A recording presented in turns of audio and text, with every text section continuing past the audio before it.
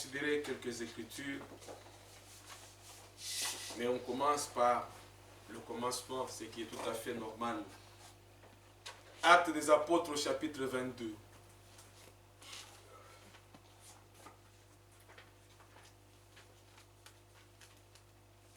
Nous avons considéré les trois versets, du verset 14 au verset 16. Il dit, le Dieu de nos pères t'a destiné. Ça, il faut vraiment retenir cela. Le Dieu de nos pères t'a destiné.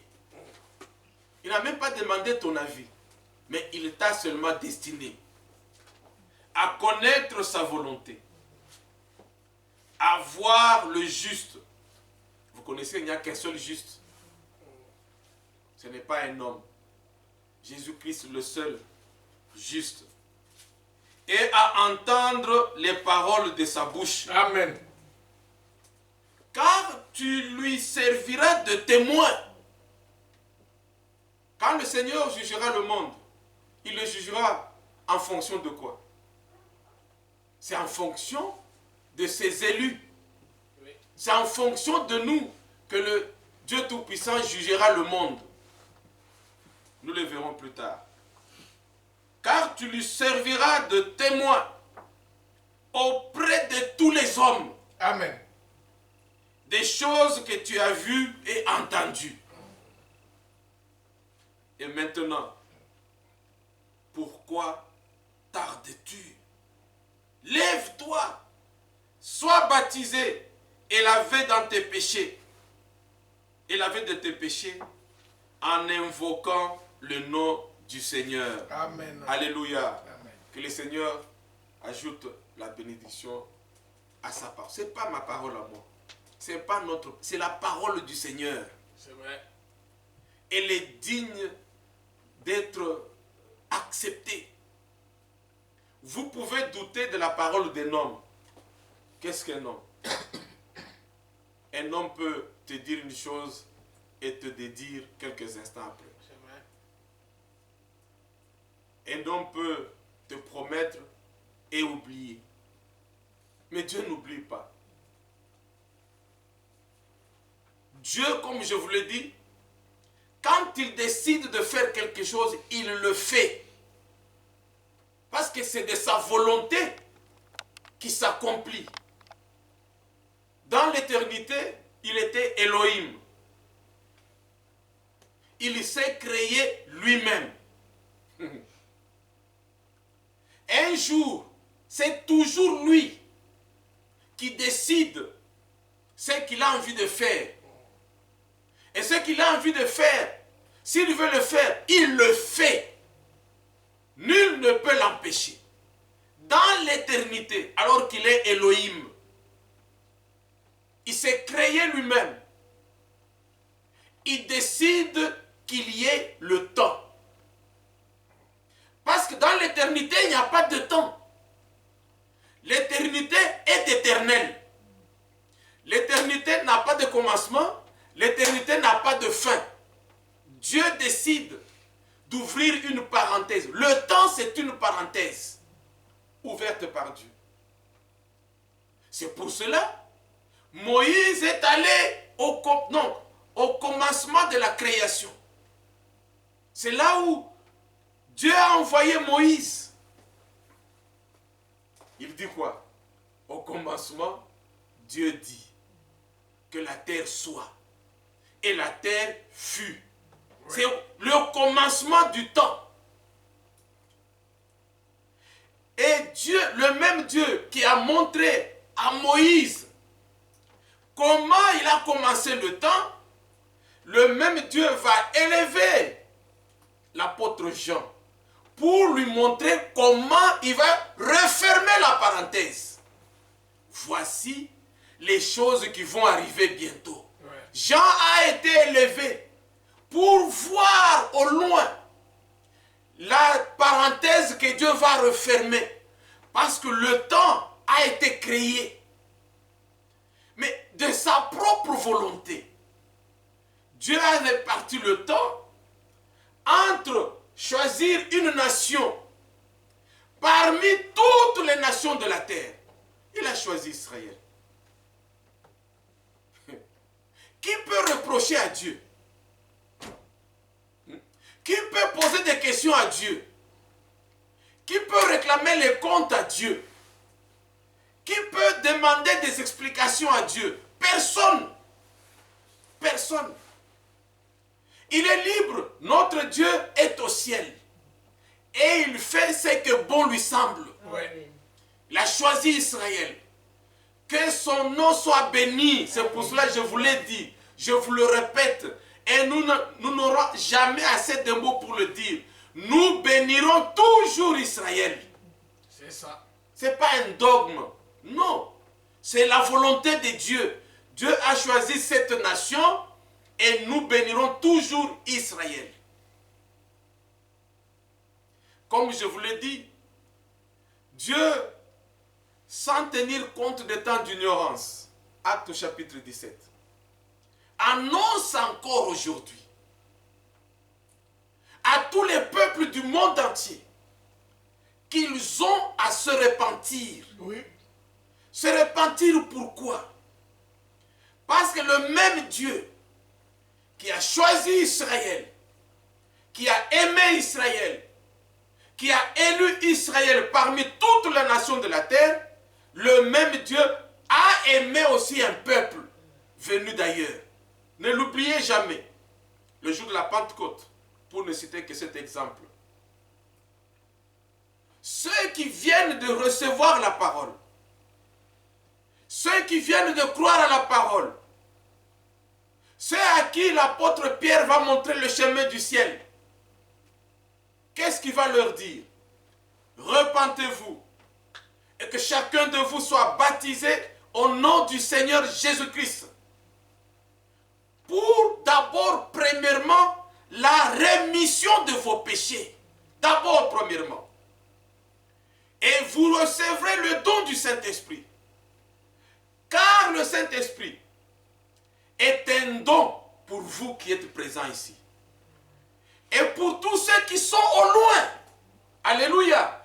Et pour tous ceux qui sont au loin, en aussi grand nombre que votre Dieu les appellera. Retournons encore un tout petit peu en arrière. Quand Dieu appelle Abraham, il signe une alliance avec Abraham. Il conclut une alliance avec Abraham. Dit ton fils, il y aura, par ton fils, tu auras une descendance. Il parlait de la descendance par le sang. Les successeurs d'Abraham par le sang. Jésus vient aussi de là, par le sang. Il est successeur depuis Abraham, Isaac et consorts jusqu'au Seigneur. C'est par le sang. C'est ça. Et quand il arrive dans Genèse au chapitre 17, il se souvient aussi qu'il a un autre peuple issu de toutes les autres nations. Voyez? Il faut faire la part des choses. De toutes les nations de la terre, Dieu a choisi Israël. Israël est choisi, est élu en tant que nation. Maintenant, Dieu regarde les autres nations. Toutes les autres nations qui restent. Dieu va choisir son peuple parmi toutes ces nations. C'est la raison pour laquelle je prends juste une écriture, Apocalypse chapitre 5. Regardez le verset 9 et 10.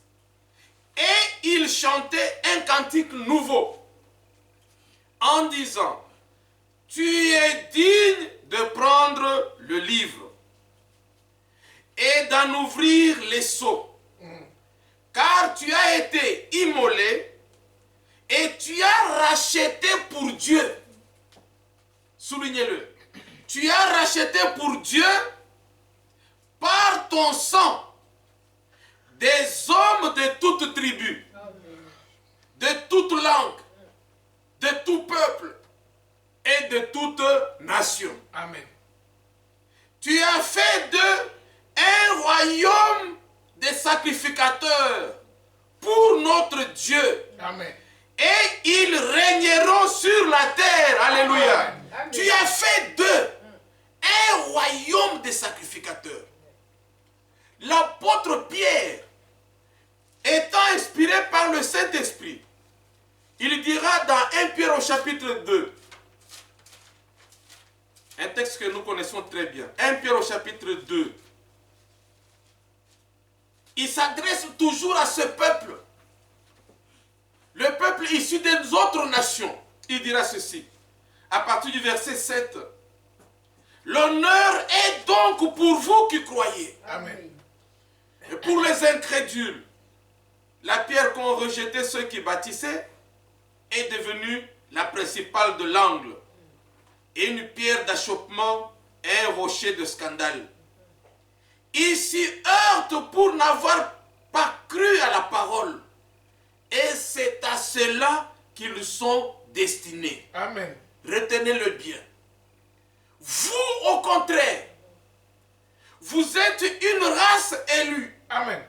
un sacerdoce royal, une nation sainte, un peuple acquis, afin que vous annonciez les vertus de celui qui vous a appelé des ténèbres à son agréable lumière. Amen. Alléluia. Maintenant, écoutez le verset 10.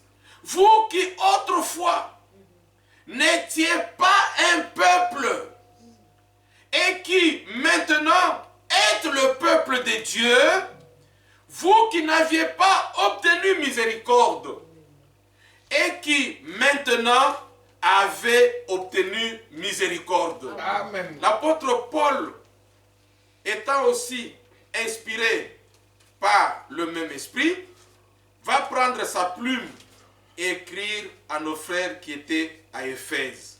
Éphèse au chapitre 2, Éphésiens disons, au chapitre 2, du 11e au 13e verset. C'est pourquoi vous, autrefois païens, dans la chair, appelés incirconcis par ceux qu'on appelle circoncis, et qui le sont en la chair par la main de l'homme. Souvenez-vous que vous étiez en ce temps-là sans Christ, privés du droit de cité en Israël, étrangers aux alliances de la promesse, sans espérance et sans Dieu dans le monde. Amen. Mais maintenant, C'est vrai. en Jésus-Christ, vous qui étiez jadis éloignés, vous avez été rapprochés par le sang de Christ. Amen. Le même apôtre chez les Corinthiens, 2 Corinthiens au chapitre 5, il va dire la même chose. Il s'agit toujours de ce peuple de Dieu que Dieu lui-même s'est choisi. Il n'a demandé l'avis de personne, ni de toi, ni de moi, ni de qui que ce soit. 2 Corinthiens chapitre 5, au verset 19. Car Dieu était en Christ, réconciliant le monde avec lui-même, en n'imputant point aux hommes leurs offenses. Et il a mis en nous la parole de la réconciliation. Amen. Nous faisons donc les fonctions d'ambassadeurs pour Christ. Amen. Je ne sais pas si vous saisissez. Nous faisons donc fonction d'ambassadeurs pour Christ. Nous représentons le Christ. Nous prêchons Christ. Nous parlons de Christ, pas de nous, pas d'un homme, mais nous représentons le Christ. Nous le présentons aux hommes de Dieu, au peuple de Dieu. Écoutez, il dit, nous faisons donc les fonctions d'ambassadeurs pour Christ. Comme si Dieu exhortait par nous, nous vous en supplions, au nom de Christ, soyez réconciliés avec Dieu. Amen. Retournez à Dieu. Revenez à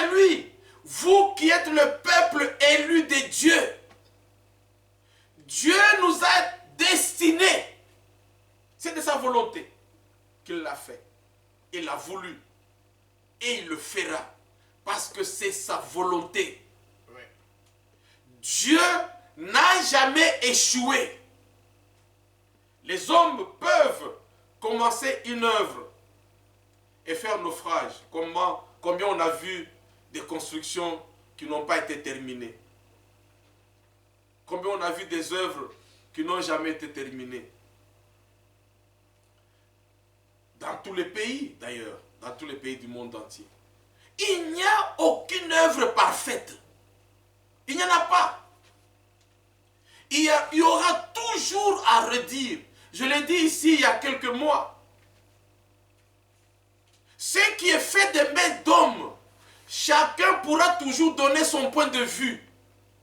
Chacun pourra toujours redire quelque chose. Non, il aurait bien fallu faire ceci. À mon avis, je pense que ceci c'est bon. Ceci ça pouvait être bien.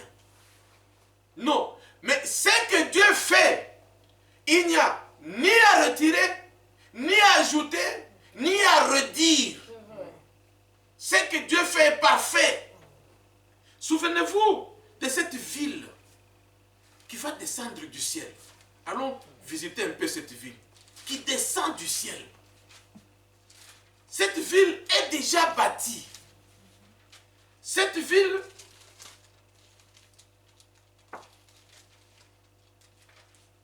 qui n'est pas semblable à toutes les autres villes, dont l'architecte est Dieu lui-même.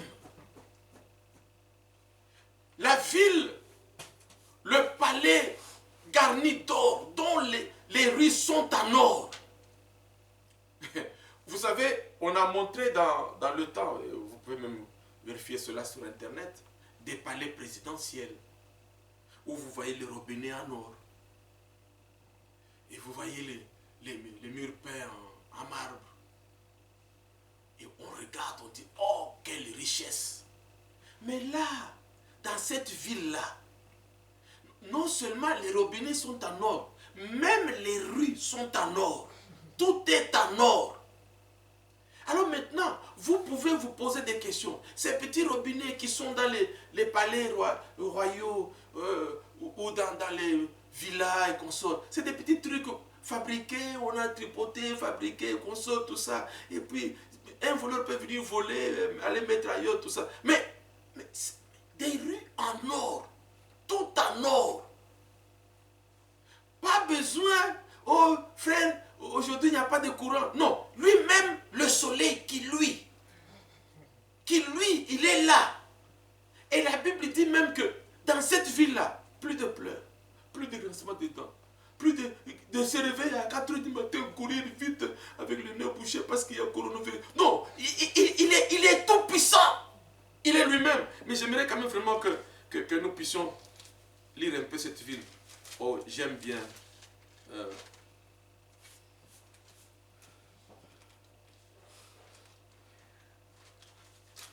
Apocalypse chapitre 21. À partir du premier verset.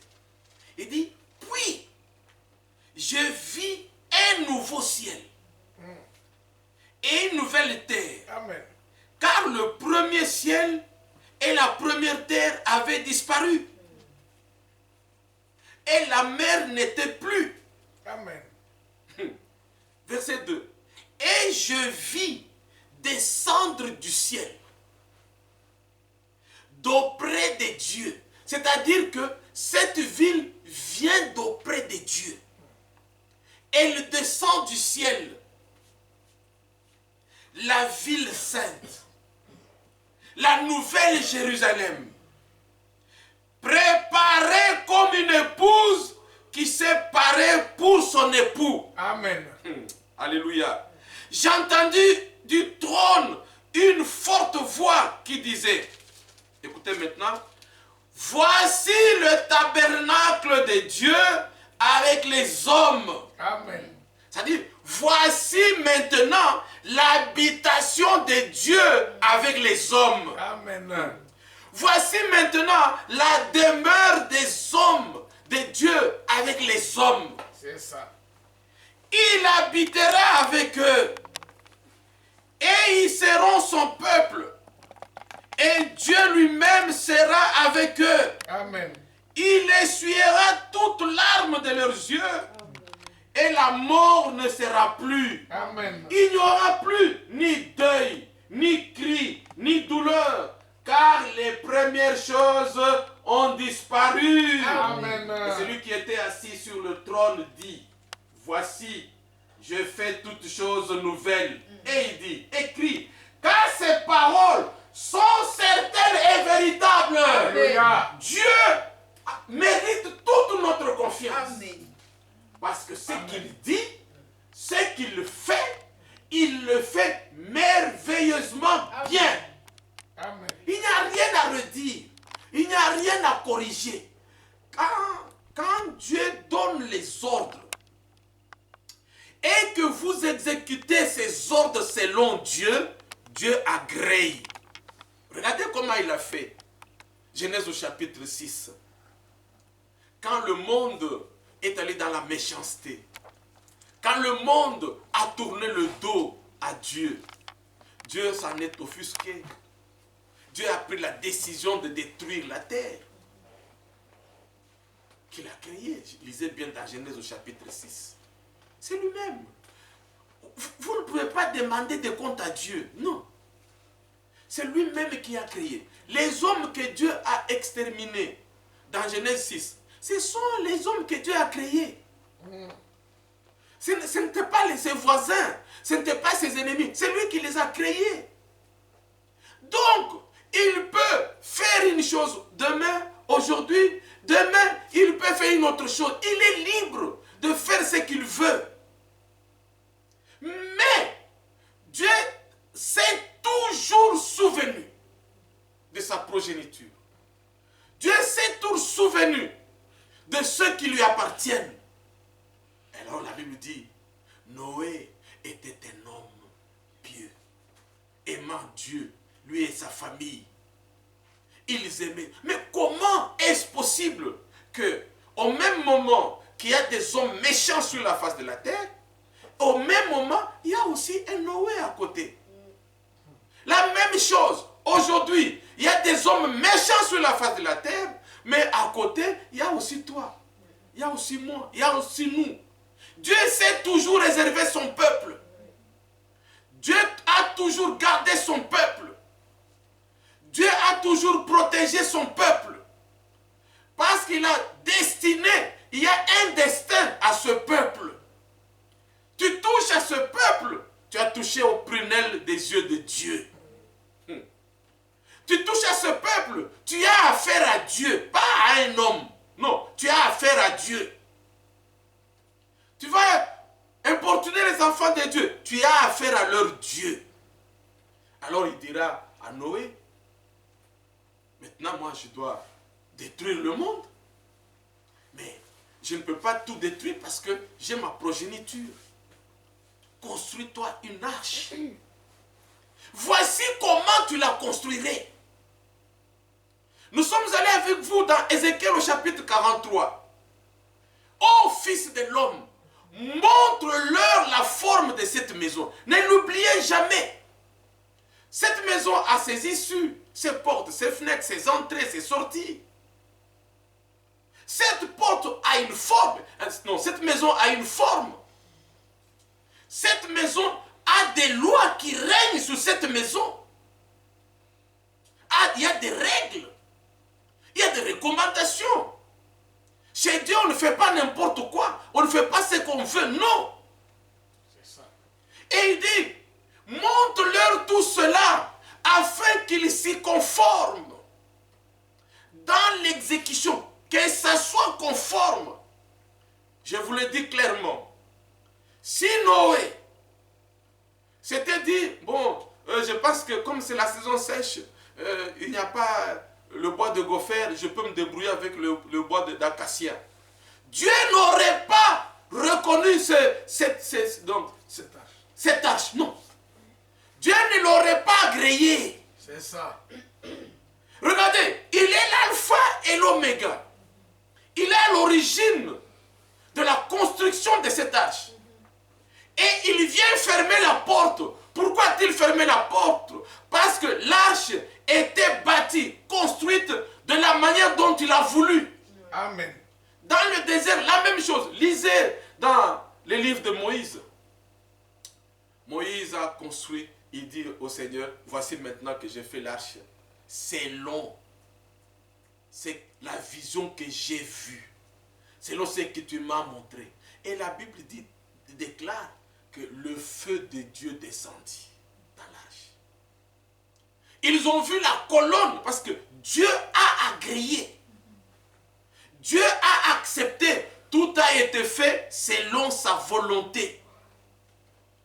Tout a été fait selon son plan. Tout ce que nous faisons, tout ce que nous pouvons dire, croire, espérer ou nous appuyer, qui n'est pas biblique, ça n'a aucun fondement chez Dieu. Aucun fondement. Même si toute la terre est d'accord, ou même si toute la terre dit, oh voilà, ça c'est bien, tout le monde appuie. Mais si ça ne représente pas la volonté de Dieu, c'est Dieu, ça ne compte pas. Et le Dieu Tout-Puissant va sauver son peuple par l'arche de Noé. Il y a des élus qui peuvent passer aussi par des temps difficiles. D'ailleurs, le frère Branham en parle sur l'arche. C'est des gens qui vont être sauvés dans la tribulation. Vous pensez que c'était facile? Avec la pluie qui tombe et les vagues. Vous avez déjà vu comment le bateau, nous on a expérimenté une fois. C'est comme si vous alliez vomir. C'est comme si vous êtes en train de tourner. Et pourtant, le bateau bougeait seulement un peu. Il y avait des vagues. Et là, je me suis dit, oh là là, mon Dieu. Quand tu prends ces paquebots, ces grands bateaux, et le petit bateau de Noé, j'ai dit, mais ce petit bateau a dû être trimballé dans tous les sens. Et ceux qui étaient là-dedans, vous pensez qu'ils étaient bien assis à table comme ça, avec les fourchettes et le couteau, en train de manger. C'était toujours... ça part dans l'autre côté. Mais Dieu, son objectif, c'était de les sauver. Amen. Quelles que soient les souffrances, quel que soit le chemin par lequel ils sont passés, l'objectif de Dieu, c'était de les sauver. Et Dieu les a sauvés. Dieu ne peut pas prendre une décision, arriver en cours de... Vous vous rappelez encore, nous en avons parlé ici. Quand Dieu décide d'exterminer le peuple d'Israël dans le désert, Moïse, j'allais dire, Moïse connaissait bien Dieu. Et Moïse savait bien comment prier. Regardez à chaque fois que Moïse est en face de Dieu, c'est que Moïse dit à Dieu. Vous vous rappelez encore? Moïse dit à Dieu ceci.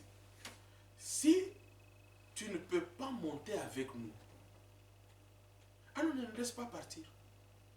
Parce que nous voulons être distingués de tous les autres peuples de la face de la terre. Pour cela, pour que nous soyons distingués de tous les autres peuples de la terre, il faut que toi tu viennes avec nous. C'est ça. Si tu ne viens pas avec nous, alors ne nous laisse pas partir. Amen. Nous n'allons pas bouger de ces lieux si toi tu ne viens pas avec nous. Parce que nous ne voulons pas arriver là-bas, on commence à se moquer de nous. Oh, où est leur Dieu? Nous voulons que tu sois toujours avec nous. Quand nous aurons fait, tu es à nos côtés. Quand l'ennemi va nous attaquer, tu es à nos côtés. Et mon Dieu a dit, cet homme, il sait comment m'attraper. Dieu a dit, bon, ne vous inquiétez pas, je serai avec vous. Amen.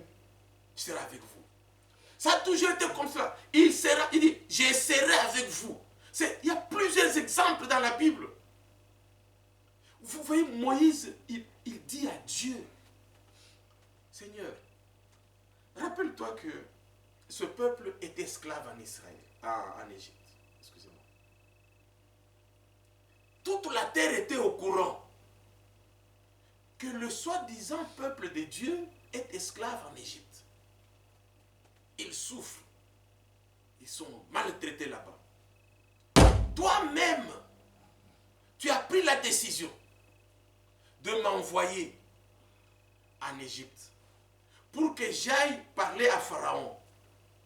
Et toute la terre était au courant que Dieu a envoyé Moïse pour qu'il dise à Pharaon, libère mon peuple. Et toute la terre est au courant de ce que tu as fait en Égypte pour libérer ton peuple. Maintenant, tu viens de prendre la décision de détruire ce peuple au milieu du désert, alors que toute la terre est au courant que tu l'as fait sortir de l'Égypte pour l'introduire dans la terre promise. Qu'est-ce que ces gens-là vont dire? Ces gens-là vont dire, alors je pense que en cours de chemin, il a manqué de carburant, donc il arrive, il est tombé en panne sèche. Il a manqué de carburant pour introduire son peuple dans la terre promise. C'est pour cela qu'il a préféré seulement les exterminer pour ne pas tourner au ridicule. Oh, ils sont tous morts de faim.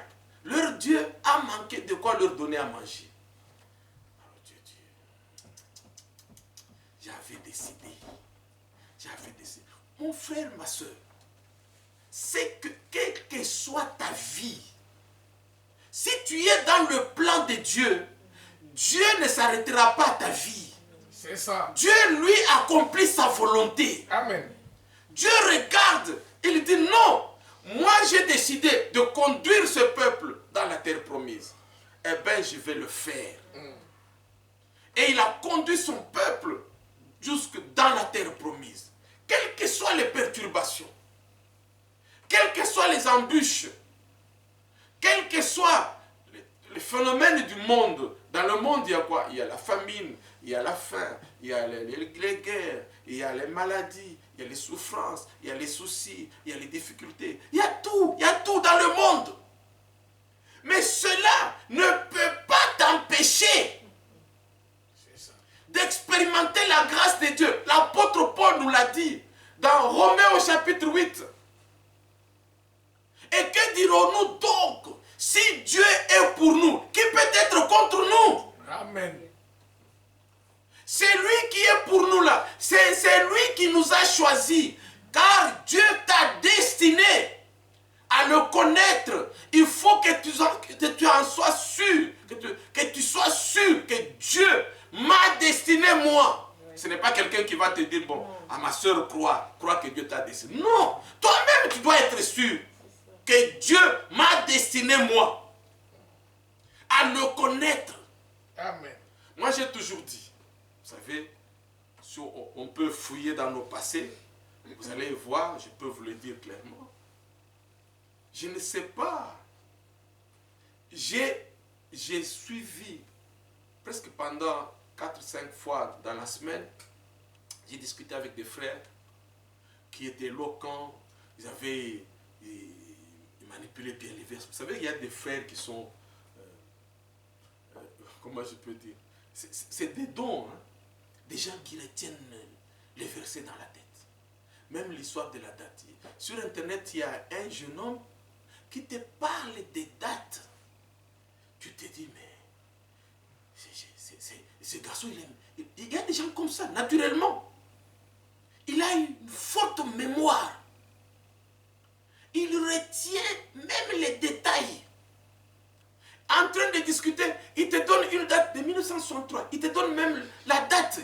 Mais tu te dis, mais non, mais c'est un homme formidable.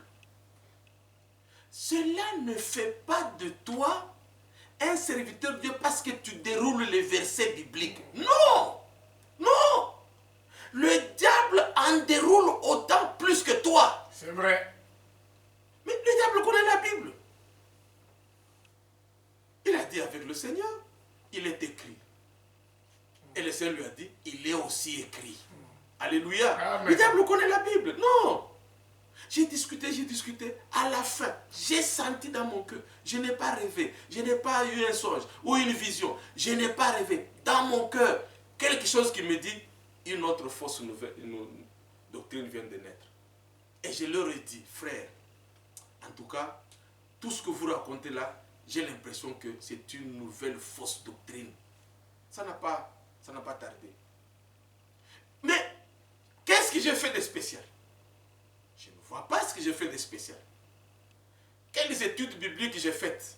Je ne vois pas aucune étude biblique. Mais tu entends, je vous ai donné l'exemple à Lubumbashi. J'ai toujours aimé cet exemple. Il s'est retrouvé dans l'assemblée à Lubumbashi il y a quelques années où les frères croient au tonnerre et ceux qui ne croient pas au tonnerre étaient dans la même assemblée. C'est le pasteur Kazari qui m'avait donné ce témoignage. Et il priait dans la parcelle d'une sœur. Quand les frères qui croient au tonnerre se mettent debout, ils prêchent le tonnerre. Frère Branham a dit, frère Branham a dit, ils les expliquent le tonnerre. Ceux qui disent Amen, disent Amen. Ceux qui ne veulent pas dire Amen, ne disent pas Amen. Quand les frères qui ne croient pas au tonnerre, ils se mettent aussi debout. Frère Branham a dit, frère Branham a dit, le tonnerre, tout ça, consort. Bref. Ceux qui disent Amen, ils disent Amen. Et les autres, ils disent non, non, vous n'êtes pas révélés. Alors, un jour, la division arrive. Ceux qui croient au tonnerre se mettent d'un côté, ceux qui ne croient pas au tonnerre se mettent de l'autre côté. Et chacun choisit son camp. L'autre se dit, moi je pars chez celui-ci parce que c'est mon beau-frère. L'autre dit, moi je pars chez ma tante. C'est l'église de ma tante, l'église de mon beau-frère, tout ça comme ça. Arrive le tour d'une vieille dame. Une vieille dame. Qui ne sait ni lire ni écrire. On lui pose la question. Maman, tu vas suivre qui? Il montre les frères qui prêchent le tonnerre. Il dit, mais quand ces jeunes prêchent, j'ai très mal dans mon cœur. J'ai très mal. Ça me fait mal. Mais en plus, je ne comprends rien. Rien. Mais, il disait, frère Kazali, mais quand ce frère ici prêche, j'ai la joie dans mon cœur. Je pense que je dois aller avec ceux qui me donnent la joie dans mon cœur. C'est cette dame-là qui va donner la petite parcelle où les frères Kazadi vont commencer l'assemblée aujourd'hui qui compte plus de 15 000 personnes. Vous voyez, frère, non, on n'a pas besoin. L'élection est une chose à part. Quand Dieu t'a élu, quand Dieu t'a prédestiné, rien ne peut t'enlever ça. Rien. Rien ne peut t'enlever. Tu as été destiné par Dieu. Dieu t'amènera jusqu'au bout. Quel que soit le chemin par lequel tu vas passer, les circonstances de la vie, les inconvénients et les avantages, les obstacles et les embûches, Dieu te conduira jusqu'au bout. C'est ça la volonté de Dieu.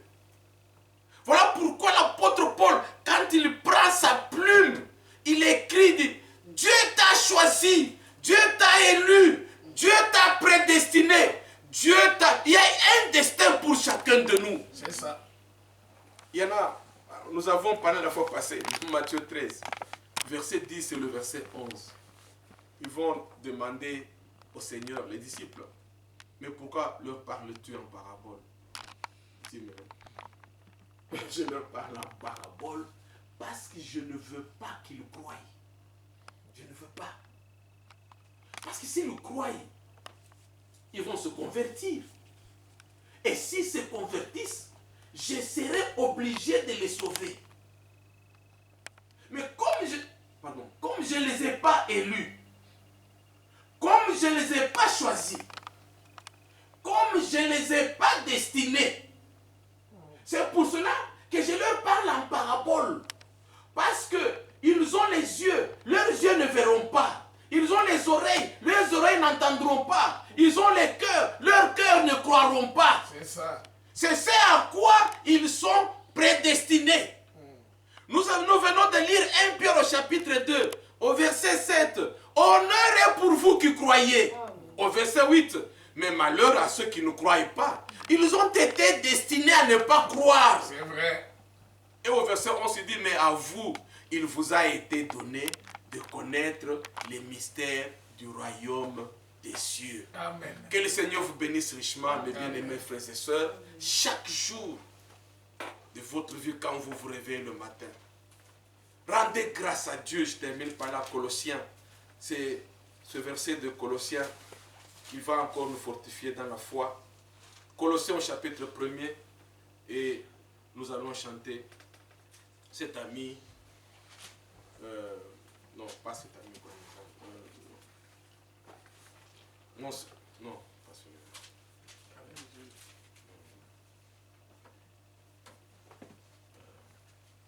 Bon, ça va venir tout à l'heure. Tu as dit ami de? Ami de Jésus. Oui, voilà. Enfin, c'est ça, je pense. Ami de Saint. Ami de Jésus. Oh, quel joie. Voilà, c'est ça. Merci. Colossiens au chapitre 1er et nous terminons par là. Nous venons pour la prière. Nous lisons à partir du verset 12 jusqu'au verset 14. Rendez grâce au Père qui vous a rendu capable d'avoir part à l'héritage des saints dans la lumière. Amen. Dieu nous a rendus capables. Et si Dieu te rend capable, qui va t'affaiblir? Qui va te rendre incapable? Qui va te rendre impuissant, incapable, inapte? Non! Dieu t'a rendu capable. Amen. Dieu ne peut pas échouer. T'a rendu capable d'avoir part à l'héritage des saints dans la lumière. Amen. Il nous a délivrés de la puissance des ténèbres et nous a transportés dans le royaume de son Fils bien-aimé, en qui nous avons la rédemption, le pardon des péchés. Que le Seigneur vous bénisse richement. Page 4. Page 4.